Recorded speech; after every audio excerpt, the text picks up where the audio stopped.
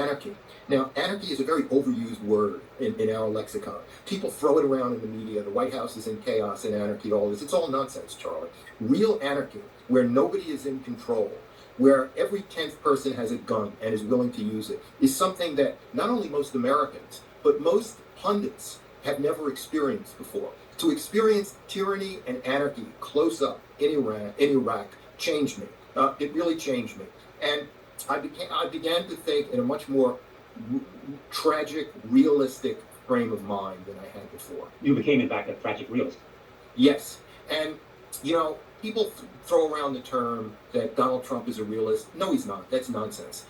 Realism means that you have a deep sense of history, of tragedy, of thinking 4 or 5 steps ahead of the curve as to what could happen, of always worst case scenarioing, what could happen if I achieve this policy or that policy, what are all the bad things that could happen. I don't think Trump is reflective in any of those sense, so he can't be a realist. For me, realists are people like George Shultz, James Baker, Henry Kissinger, and others, and the elder Bush, George H.W. Bush, who did a number of things in his presidency that showed a real tragic realist frame of mind.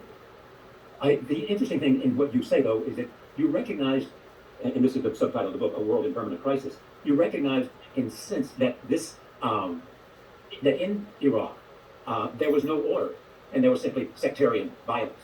That once the order that was provided by Saddam was gone, all hell broke loose.